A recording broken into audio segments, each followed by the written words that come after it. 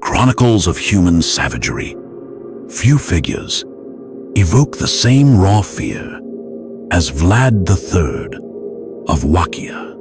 While many rulers are remembered for their military triumphs or political influence, Vlad secured his infamous legacy through something far more chilling: the deliberate refinement of human torment. His reign wasn't defined by conquered lands or fallen adversaries, but by the agonized cries rising from his forests of impaled victims. The man later known as Vlad the Impaler governed during one of the most chaotic eras in European history, as the Ottoman Empire aggressively advanced into Christian territories. Even in an age steeped in violence, Vlad's actions stunned both allies and adversaries. He reimagined punishment not as justice, but as spectacle, turning death into a prolonged display of calculated suffering. What could drive someone to such monstrous extremes? Was it insanity, cold strategic thinking, or something more sinister? The real answer lies obscured by centuries of myths and political distortion, where the line between a national guardian and a brutal predator becomes almost indistinguishable. This isn't merely the tale of a tyrant, but a deeper examination of how power, left unchecked by ethics, can reshape a person into something more terrifying than any fictional horror. To comprehend Vlad's brutality, one must first understand the world he inhabited, a brutal landscape where survival depended on cruelty, and the powerless were devoured by forces they could neither resist nor understand. Even when judged by the harsh standards of his age, Vlad's actions were extraordinary in their precision and psychological impact. His legend would one day serve as inspiration for the most iconic vampire in literature. Yet, the historical Vlad Dracula was infinitely more horrifying than any myth. This narrative is not meant for the faint-hearted.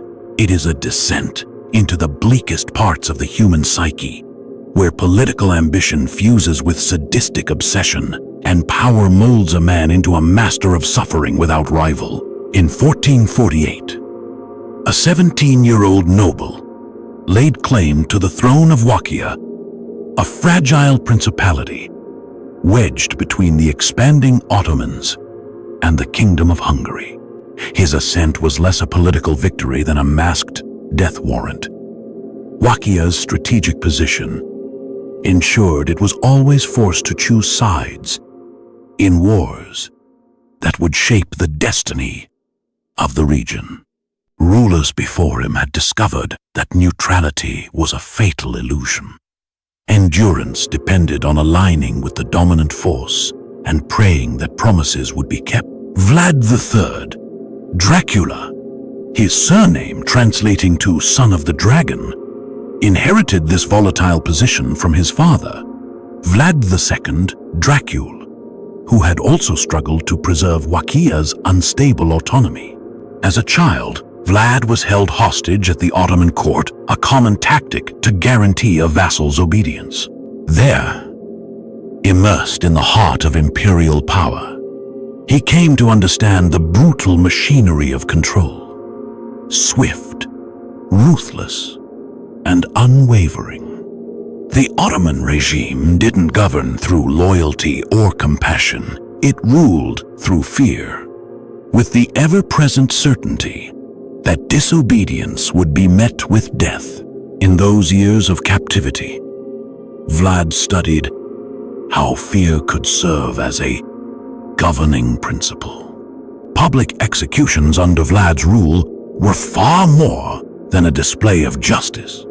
They were acts of theater, crafted to shatter the resolve of any would-be insurgents. From an early age, the young prince realized that leniency was often mistaken for weakness, and that the surest way to avoid future bloodshed was to commit atrocities so dreadful that no one would ever dare rise against him. These brutal lessons would later be expressed in forms so extreme they would astonish even the Ottoman masters from whom he had learned. The political environment of 15th century Eastern Europe resembled a deadly chessboard, with human lives as disposable pawns. Treachery was a norm.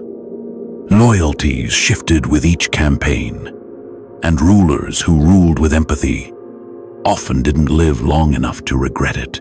Vlad's own father had been betrayed and murdered by his noblemen, while his older brother had been tortured and entombed alive by the Hungarians. From these harrowing personal tragedies, Vlad concluded that the world was divided into two kinds of people: those who inspired absolute fear, and those who were destined to be consumed by it.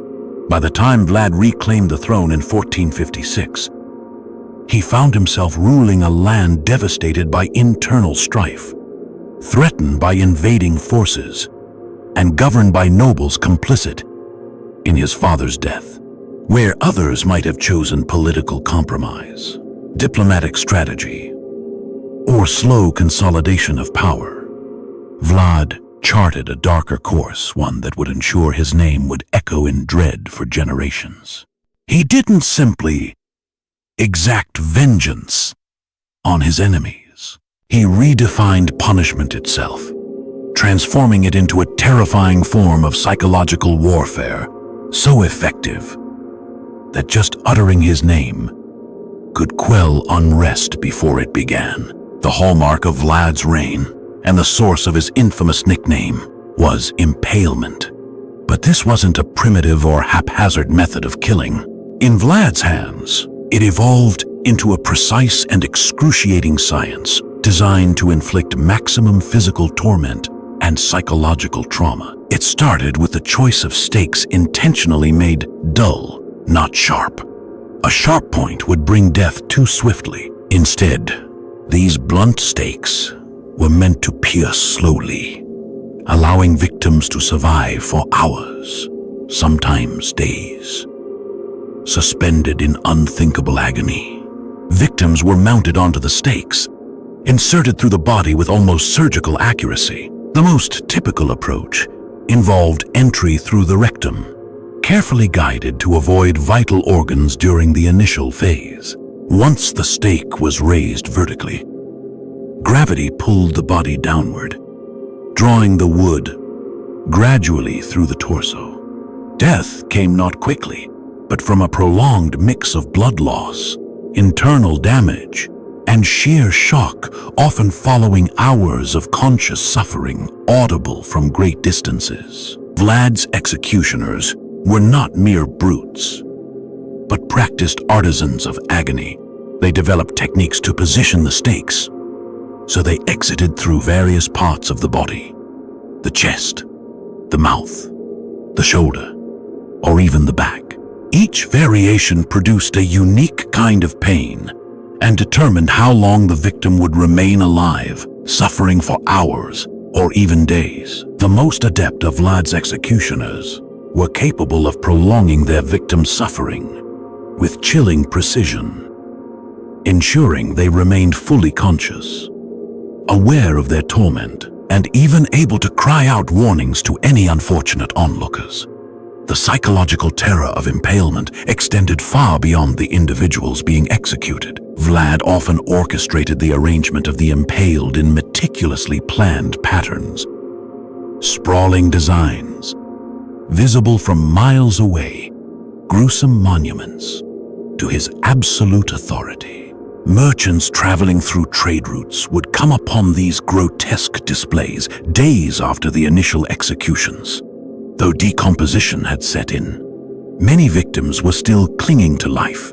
The horrific visuals, stench of decay, and tortured moans turned these death gardens into lasting nightmares, spreading psychological trauma well beyond Wallach's borders and cementing Vlad's dreadful notoriety across Europe. But impalement was merely one weapon in Vlad's brutal arsenal. Historical accounts reveal his use of flaying, where victims were methodically skinned alive, using tools crafted to peel flesh in ribbons while keeping them alive. He utilized boiling as a method of punishment, slowly submerging prisoners in vats of heated oil or water calibrated to cause extreme pain while avoiding an immediate death. Bone-crushing devices were also employed to pulverize limbs in a deliberate sequence, starting from the hands and feet, working toward the core, ensuring that the victims remained aware of each increment of their slow destruction. One of the most infamous events that showcased Vlad's cruelty occurred in 1459. He invited the noble families of Targoviste to an Easter banquet. The very aristocrats who had played a role in his father's assassination and had long engaged in treacherous politics that destabilized the realm. On the surface, the invitation seemed like an olive branch from a ruler eager to reconcile and restore harmony. The nobles, dressed in their finest attire, arrived with their families, expecting a feast that would mark a turning point in their relationship with the new sovereign. As the evening progressed and wine flowed freely, Vlad stood to speak. He delivered an eloquent address about forgiveness, national unity, and a hopeful future for Wallachia. But the calm was an illusion. At a signal he had arranged in advance, his guards locked the doors and began arresting every guest. The elder members of the noble class were impaled on the spot, their executions serving as a prelude to far more elaborate horrors to come. The younger nobles and their families were forced into a grueling march to Castle Dracula, where they would become enslaved laborers, building the fortress that would stand as Vlad's central seat of power. Eyewitnesses recorded how Vlad took personal control over the executions, fine-tuning the position and angle of the stakes to maximize the victim's suffering. It was said he dined amid the impaled, observing their anguished faces and making mocking remarks about their misfortune. He appeared to derive a disturbing level of enjoyment from their torment, occasionally pausing between bites to deliver sarcastic condolences or critique his executioner's technique. Even the forced journey to Castle Dracula became a calculated act of torment. Noble families, who had once lived in opulence, were herded through treacherous mountain terrain, still clad in their ornate banquet attire, and forced to toil without pause until they collapsed from exhaustion. Many perished during the construction of the fortress.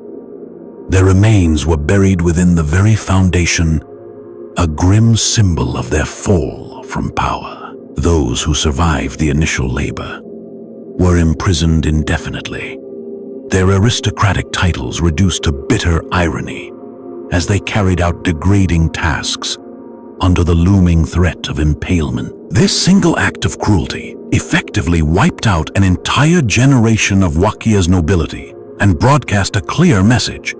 Under Vlad's rule, traditional protections of rank and privilege no longer held sway. Word of the massacre traveled swiftly through diplomatic circles, reaching courts in Hungary, Poland, and even Western Europe. Foreign dignitaries began treating missions to Wallachia with extreme caution, aware that not even diplomatic immunity might shield them from a leader who showed open contempt for established customs and hierarchies.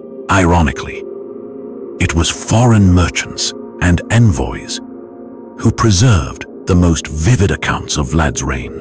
Often spared from execution, they were permitted to live precisely so they could report on the horrors they witnessed. A German trader named Jacob Rem recounted arriving in Targoviste to find the town square turned into what he called a living cemetery. Hundreds of impaled corpses stood in concentric rings in varying stages of decay. The stench was so overpowering that horses refused to proceed, forcing Rem and his companions to conduct their business while breathing through rags doused in spiced wine. Sultan Mehmed II, the conqueror of Constantinople and one of history's most formidable military minds, reportedly aborted an invasion of Wallachia after encountering a battlefield littered with 20,000 impaled Ottoman soldiers.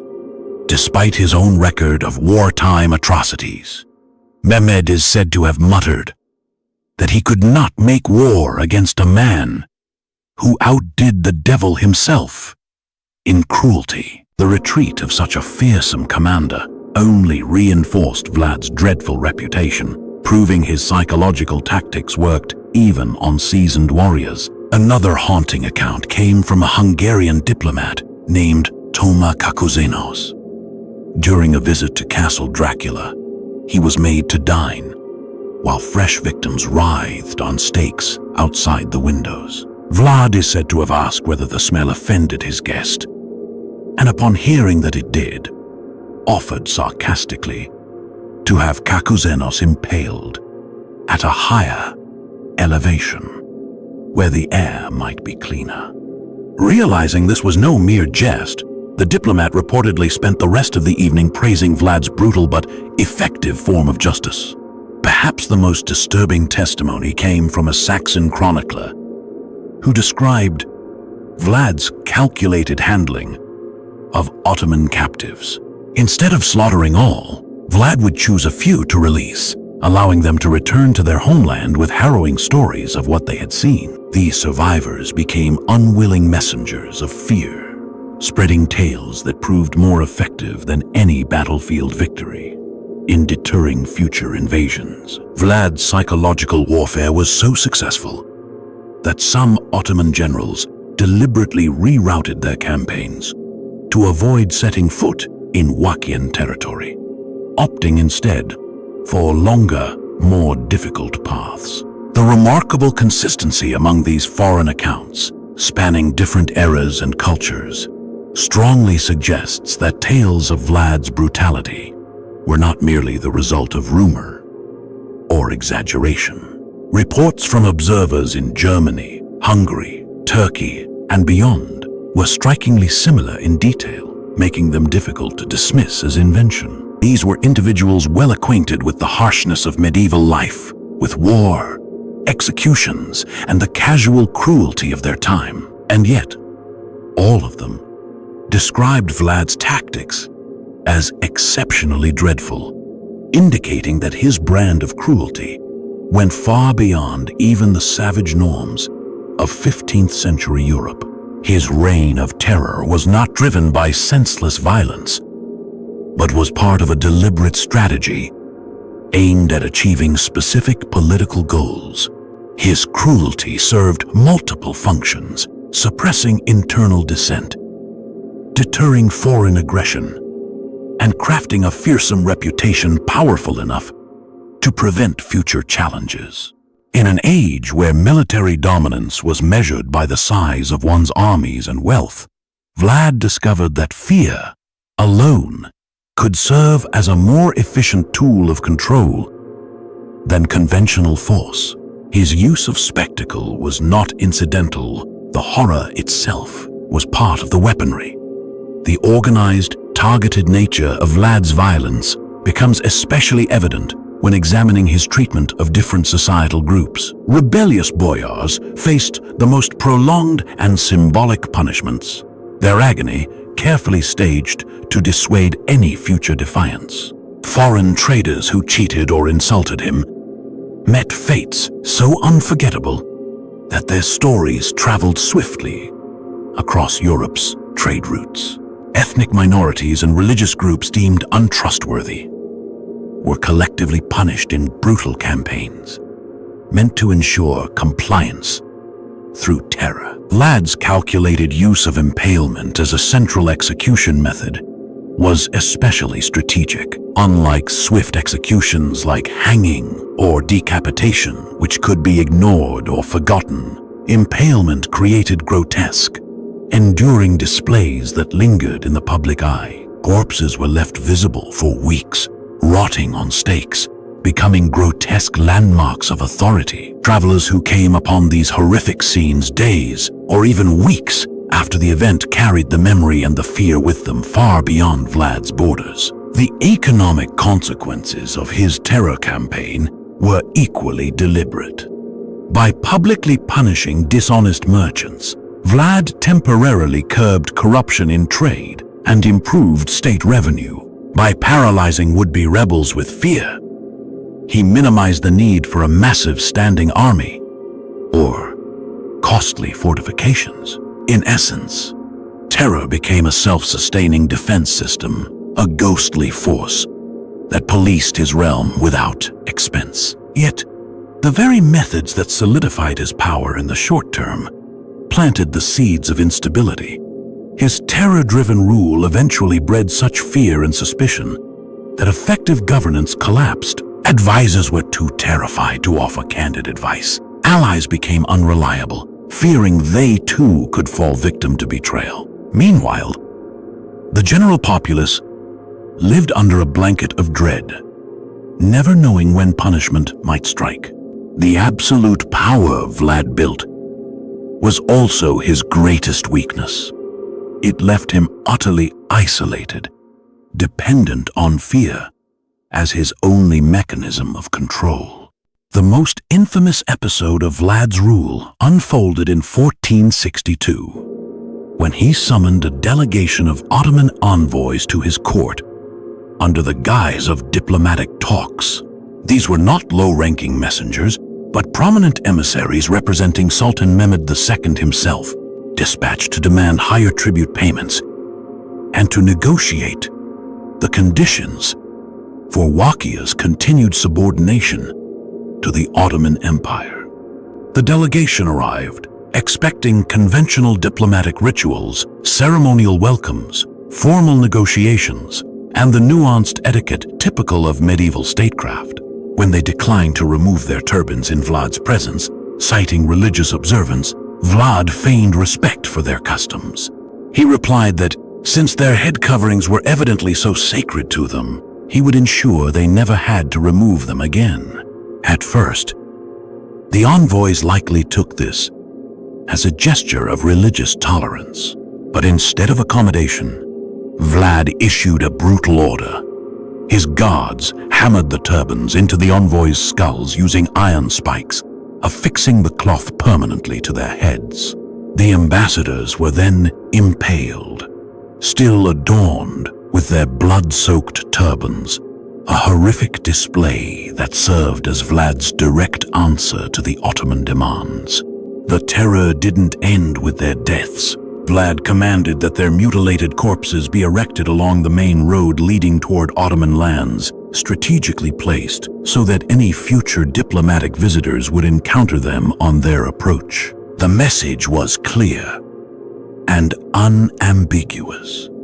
In Vlad's territory, diplomatic privilege offered no protection. This grisly act marked a definitive collapse in relations between Vlad and the Ottoman Empire, showcasing his readiness to breach the foundational norms of diplomacy. In the context of medieval politics, murdering ambassadors was among the most egregious offenses, one that demanded immediate retribution and branded the perpetrator as a barbarian unworthy of negotiation.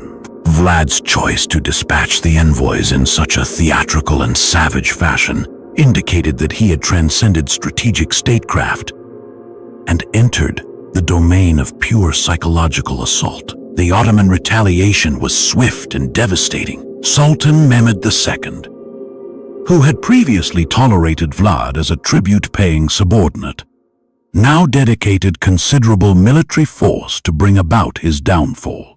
What had once been a politically manageable situation escalated into a bitter personal feud between two of the most formidable and ruthless figures of the age. The conflict that followed would drive Vlad to deploy even more extreme tactics, measures that would both define his legacy and precipitate his collapse. As Ottoman troops moved deeper into Wallachia territory, Vlad launched what modern scholars now regard as one of the most radical scorched earth campaigns in history. Instead of merely destroying food stores or infrastructure to deprive the enemy, he transformed his homeland into a living nightmare intended to unravel enemy morale. Entire villages were not just burned, but repopulated with impaled corpses, arranged to mimic everyday life until closer inspection revealed the horror. As Vlad's forces withdrew, they left behind an ongoing series of horrifying displays, grisly scenes placed methodically along the Ottoman army's path, each more disturbing than the last. Wells were contaminated not only with conventional poisons, but with the rotting corpses of impaled victims, ensuring that even basic resources served as gruesome emblems of Vlad's dominion.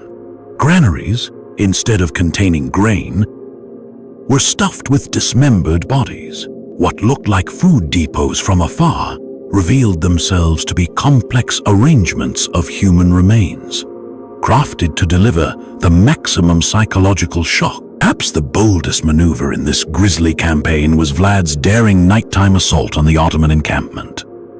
His target was not a tactical location or military command, but the Sultan's personal tent. Vlad knew his outnumbered troops could never win in open battle against the vast Ottoman army. The purpose of the raid was not victory, but intimidation. It was a statement.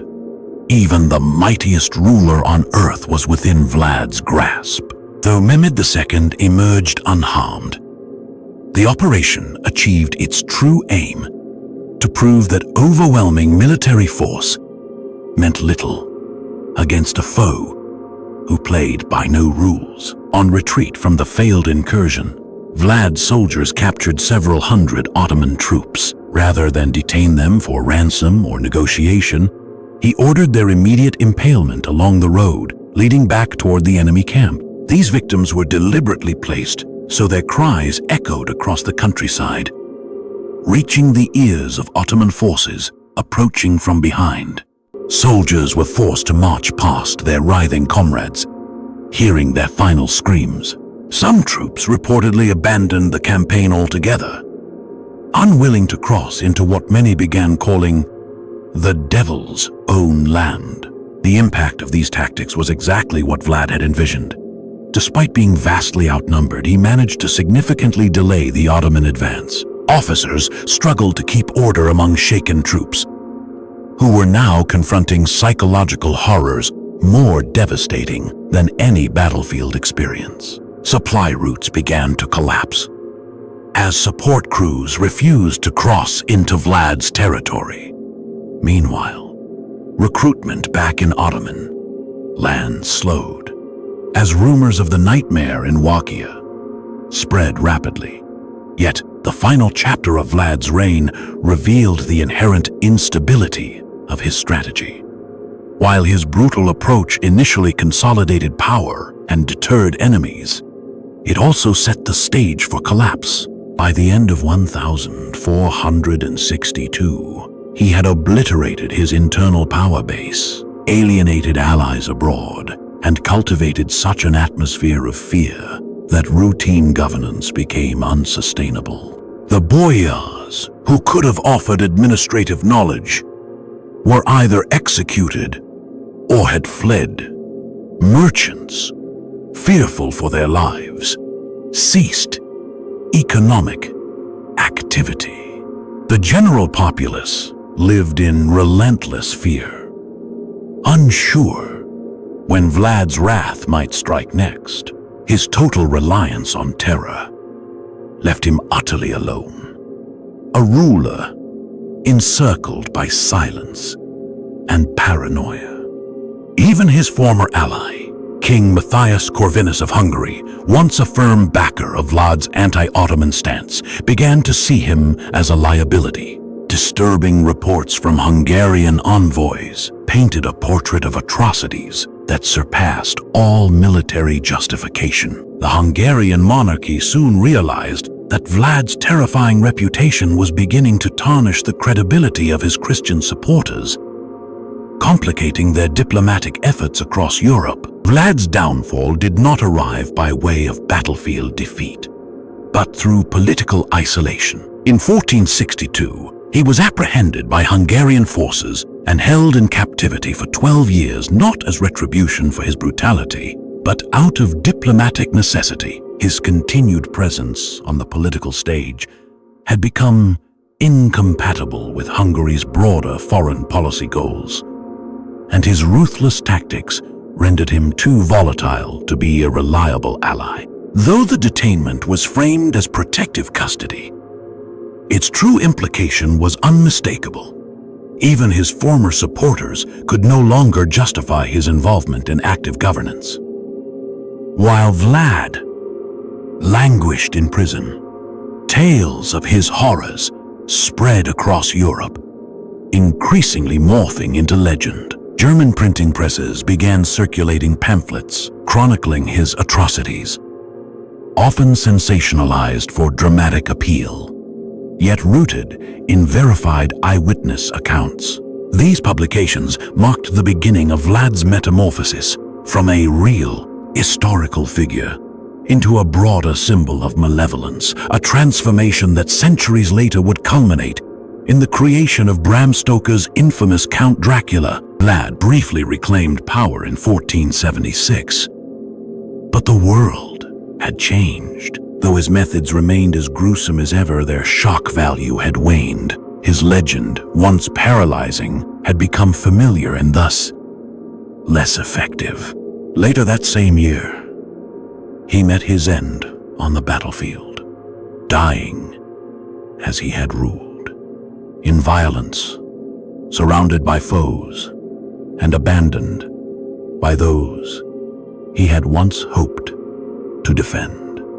Yet, the shadow of Vlad the Impaler stretches far beyond the borders of 15th century Wallachia. His legacy has shaped not just horror fiction, but also political thought and our understanding of how power can erode morality. His regime proved that cruelty, if systematized, could yield immediate political results, though often at the cost of long-term coherence and legitimacy. In fact, modern authoritarian leaders have studied his tactics, seeing in them a dual lesson: the terrifying efficiency of rule by fear, and its ultimate unsustainability. The shift from Vlad as a historical ruler to a mythic vampire reflects the complex way society processes evil. Bram Stoker's Dracula, while inspired by Vlad, recasts him as a supernatural predator,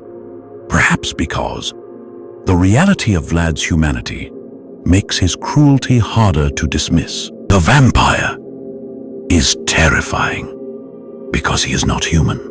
Vlad is horrifying because he is. Psychologists analyzing Vlad's reign point to a disturbing blend of cold calculation and apparent sadism. While many of his atrocities served strategic ends, their theatrical detail and his personal delight in others' agony suggest motivations that surpassed political logic. His life has become a case study for those examining how rational individuals can evolve into architects of organized brutality. The chronicles of Vlad's time and power remain chilling documentation of what people are capable of, both in inflicting unimaginable suffering and in surviving it.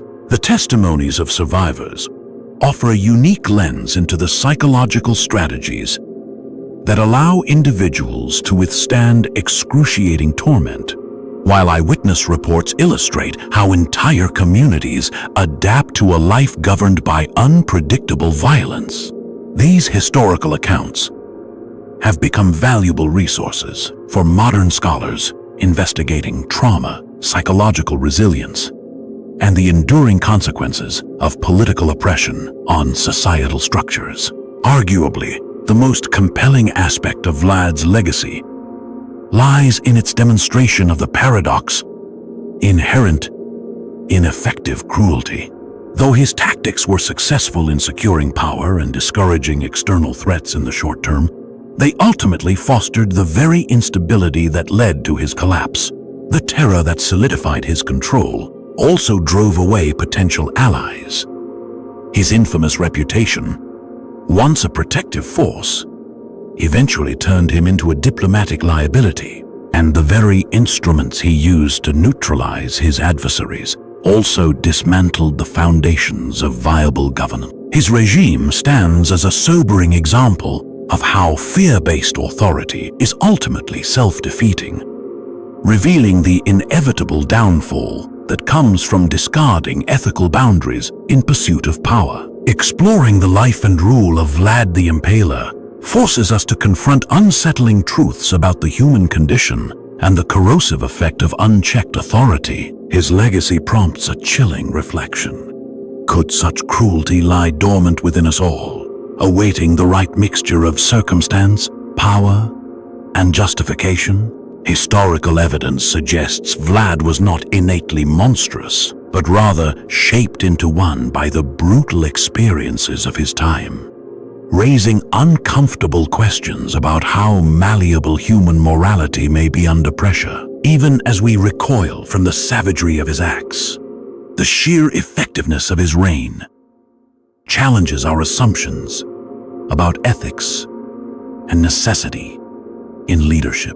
He accomplished what he set out to do, neutralizing internal dissent, discouraging invasions, and maintaining regional order for over 10 years.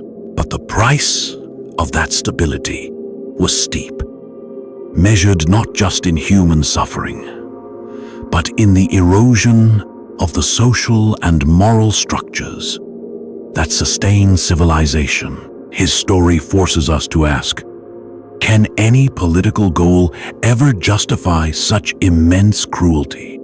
And can rule founded purely on fear ever possess true legitimacy?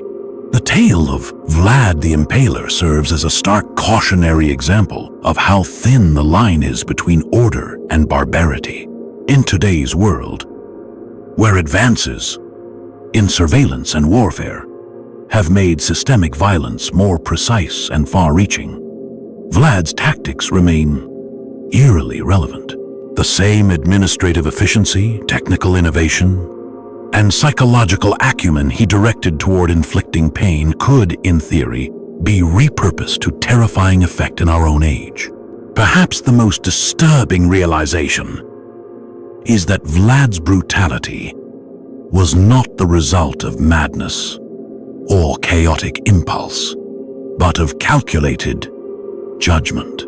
His strategies succeeded because he grasped human psychology more deeply than his peers, understanding that fear could replace loyalty, that reputation could stand in for armies, and that terror could enforce obedience more effectively than law. This deliberate, methodical cruelty makes Vlad's legacy all the more chilling, not less, as it implies that such atrocities can be enacted not by madmen, but by clear-headed individuals who calculate that the outcomes justify the ethical cost. The persistent allure of Vlad's narrative, spanning medieval records to contemporary horror cinema, reveals a deeper human need to confront unsettling truths about authority, brutality, and the darker instincts of mankind.